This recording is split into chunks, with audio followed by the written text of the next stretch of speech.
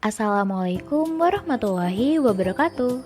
Halo semuanya, apa kabar? Semoga kita selalu dalam keadaan sehat ya. Sebelum itu, perkenalkan kami dari kelompok 5, kelas 2C, jurusan Pendidikan Matematika, Universitas Singa Berbangsa Karawang. Dengan mata kuliah, Sejarah Matematika, dan dosen pengampu Bu Atinwarmi MPD. Di video kali ini, kami akan memaparkan mengenai sejarah matematika Hindu-Arab. Di zaman sekarang ini, kita tak lepas dari namanya matematika, seakan erat banget dengan kehidupan kita sehari-hari.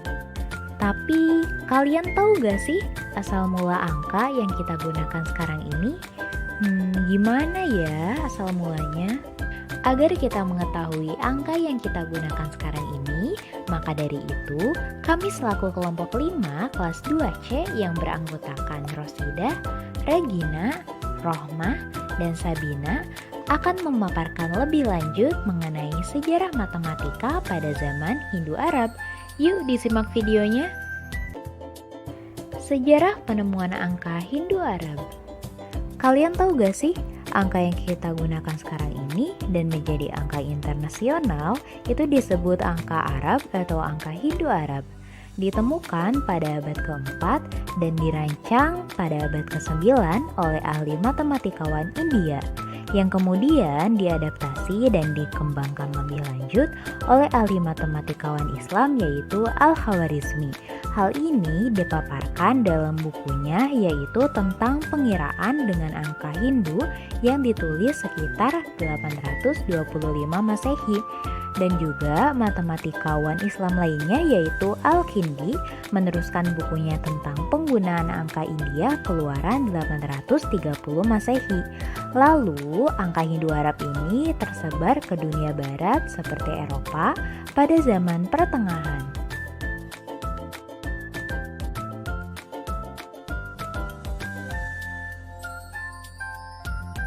Berikut ini adalah beberapa gambar angka Hindu-Arab. Sebelum menjadi angka Hindu-Arab, ada angka Gupta dan angka Brahmi yang berasal dari India. Lalu di sini juga ada gambar evolusi angka Hindu-Arab, serta ada gambar pembentukan angka 1-4 dan angka 5-9. Menurut Al-Khawarizmi, angka 1-4 ini terbentuk dari sudut sehingga digambarkan menjadi simbol angka 1, 2, 3, dan 4 loh. Namun, bagaimana dengan angka 0? Nah, Brahmagupta, yaitu matematikawan asal India, menciptakan angka 0, melambangkan, serta tak lupa memberi sifat tersendiri untuk angka 0. Tapi pada zaman itu, angka 0 masih belum terlalu penting untuk masyarakat India. Sampai pada akhirnya, Al-Khawarizmi memperkenalkan perhitungan dengan angka 0 dari bahasa Arab, yaitu sifar, yang artinya kosong atau tak berpenghuni. Al-Khawarizmi pula yang menetapkan angka 0 dan mengembangkan angka tersebut. Dengan pesatnya perkembangan zaman, Fibonacci merupakan matematikawan Italia yang membawa angka Hindu-Arab dari Afrika Utara ke Eropa melalui bukunya yaitu Liber Abaci, Book of Counting. Fibonacci juga menggunakan kata zephyrum untuk menyebut 0 berasal dari kata sifar yang dalam bahasa Italia menjadi zefiro, yang dibaca zero dalam dialek Venetian dan menjadi bahasa internasional untuk menyebut angka 0. Selanjutnya yaitu sistem penulisan bilangan. Sistem bilangan Hindu-Arab adalah sistem angka dengan kedudukan per 10. Sistem ini menggunakan sistem nilai tempat dengan basis 10 yang dipengaruhi oleh jari tangan dan berasal dari bahasa Latin yaitu decam yang artinya 10. Maka sistem numerasi ini sering disebut sebagai sistem desimal menggunakan sistem bilangan dasar basis 10. Artinya setiap 10 satuan dikelompokkan menjadi 1 puluhan, setiap 10 puluhan dikelompokkan menjadi 1 ratusan, dan seterusnya. Di sini terdapat tabel sistem posisi bilangan Hindu-Arab. Pada posisi digit 1 dengan nilai posisi digit 10 pangkat 0 itu untuk satuan. Pada posisi digit 2 dengan nilai posisi digit 10 pangkat 1 itu untuk puluhan. Pada posisi digit 3 untuk nilai posisi digit 10 pangkat 2 itu untuk ratusan. Posisi digit 4 dengan nilai posisi digit 10 pangkat 3 itu untuk ribuan. Posisi digit 5 dengan nilai posisi digit 10 pangkat 4 itu untuk puluhan ribuan. Dan posisi digit 6 dengan nilai posisi digit 10 pangkat 5 itu untuk ratus ribuan. Bilangan-bilangan yang lebih besar dari 9 dinyatakan sebagai bentuk suku-suku yang merupakan kelipatan dari perpangkatan 10 menggunakan nilai tempat dan menggunakan sistem aditif.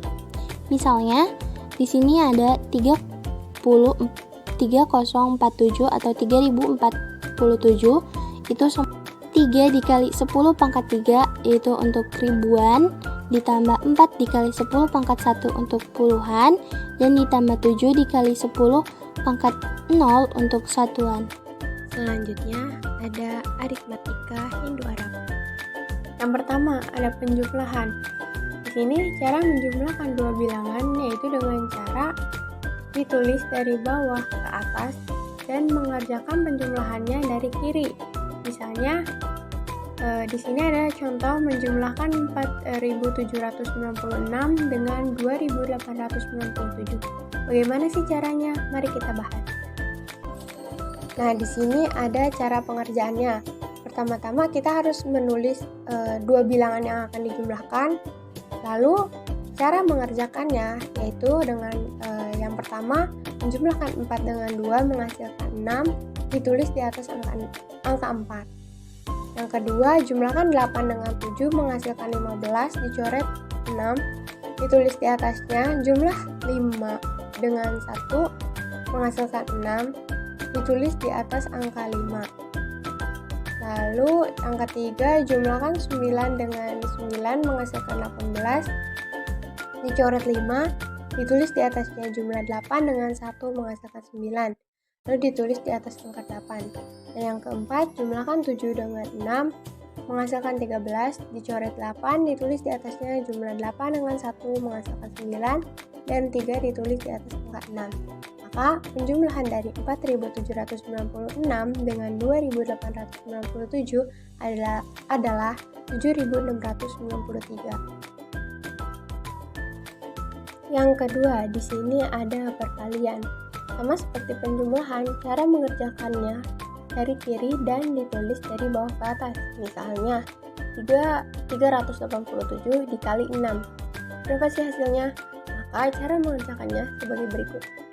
Jadi caranya di sini yang pertama, pertama-tama kita harus menulis angka bilangan yang akan dikalikan. Lalu caranya yang pertama 6 dikalikan ke 3 menghasilkan 18, maka 8 ditulis di atas angka 3. Lalu yang kedua 6 kali 8 menghasilkan 48, maka 18 ditambah 4 menghasilkan 22, ditulis di atas angka 8, ditulis di atas 18 dan 18-nya dicoret. Lalu yang ketiga 6 kali 7 menghasilkan 42, maka 28 ditambah 4 menghasilkan 32. Lalu ditulis di atas 28 dan 28 ini dicoret. Jadi hasil dari 387 kali 6 yaitu 2322. Nah, di sini juga ada metode perkalian bilangan dari Arab yang diduga didapat dari Hindu-India. Kayak gimana sih? Mari kita lihat.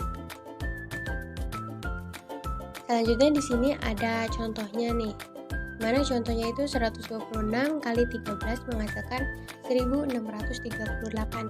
Gimana sih caranya bisa hasilnya 1638 dengan menggunakan cara perkalian dari Hindu-India ini?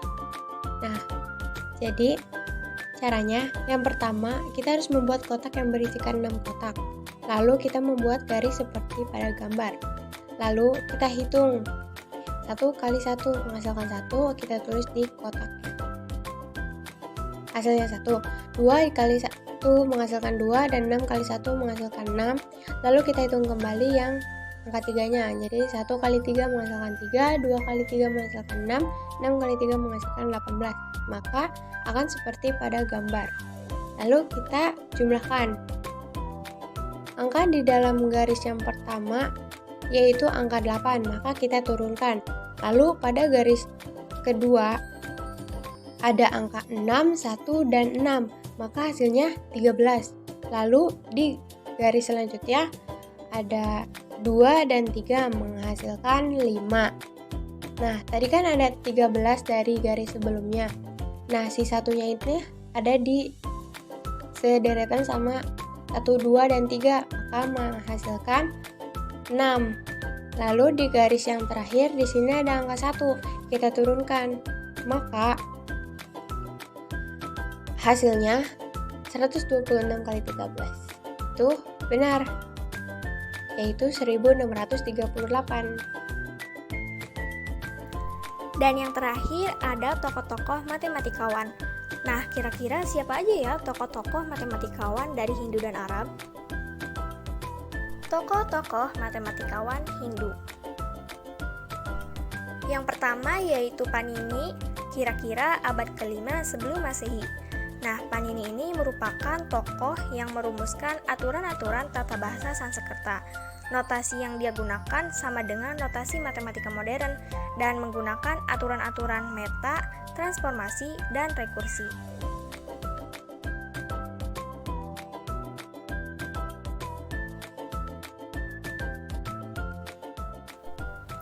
Yang kedua yaitu Surya Siddhanta, kira-kira abad ke-400 sebelum Masehi. Surya Siddhanta merupakan tokoh yang memperkenalkan fungsi trigonometri sinus, kosinus, dan balikan sinus, serta meletakkan aturan-aturan yang menentukan gerak sejati benda-benda langit. Yang ketiga yaitu Aryabhata pada abad ke-499 sebelum Masehi. Aryabhata merupakan matematikawan dan astronom India. Ia hidup di zaman yang sulit untuk mengembangkan matematika. Bahkan pada masa itu dia merupakan satu-satunya orang yang menemukan rumus-rumus matematika sebelum lahirnya ahli-ahli matematika pada masa modern kini.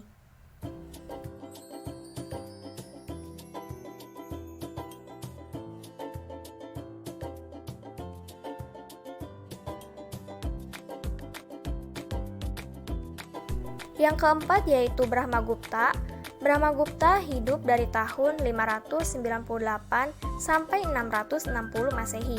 Ia menulis sebuah buku berjudul Brahmagupta Siddhanta dan merumuskan teorema lalu memanfaatkan rumus-rumus Archimedes Heron untuk menentukan jari-jari lingkaran luar suatu segitiga.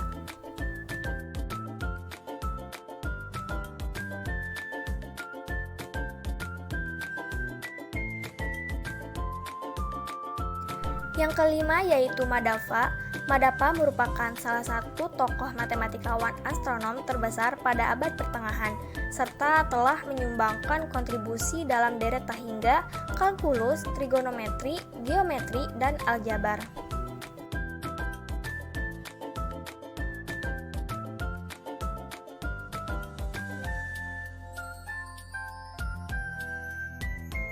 Tokoh-tokoh matematikawan Arab. Yang pertama yaitu Al-Khawarizmi. Al-Khawarizmi merupakan tokoh penemu logaritma dan memperkenalkan angka 0 yang dalam bahasa Arab disebut sifar. Ia merupakan ilmuwan muslim yang ahli di bidang ilmu matematika, astronomi, dan geografi.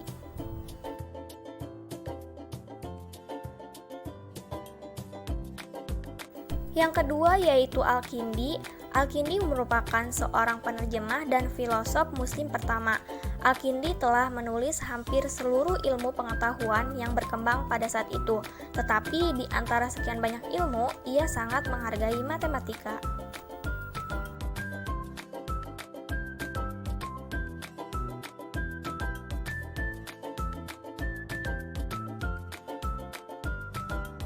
Yang ketiga yaitu Al-Karaji. Al-Karaji merupakan orang pertama yang membebaskan aljabar dari operasi geometris yang merupakan produk aritmatika Yunani dan menggantinya dengan jenis operasi yang merupakan inti dari aljabar pada saat ini.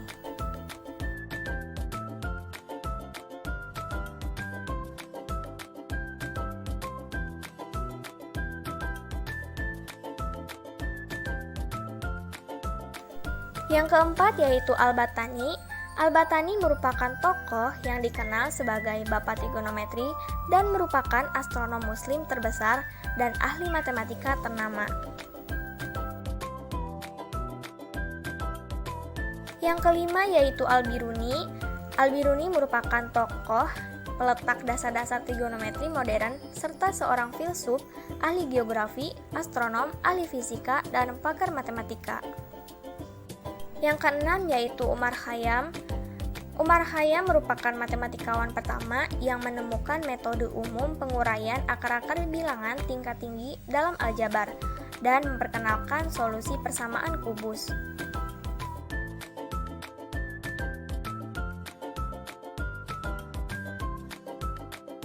Dan yang ketujuh yaitu Ibnu Sina. Ibnu Sina merupakan cendekiawan muslim yang besar di bidang kedokteran. Dia juga seorang ahli geologi, ahli matematika, termasuk aljabar yang merupakan kesatuan dari eksponen, ahli fisika, penyair, psikolog, ilmuwan, tentara, negarawan, dan seorang guru.